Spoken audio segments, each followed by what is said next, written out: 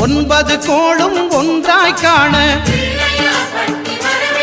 அங்கு கற்பகம் என்னும் கடவுளின் மெய்யில்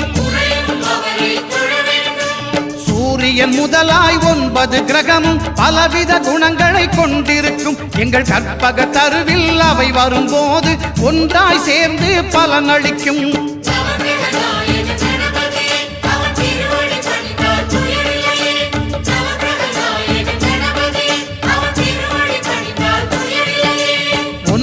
கோளும் ஒன்றாய் காண அங்கு கற்பகம் என்னும் கடவுளின் மெய்யில்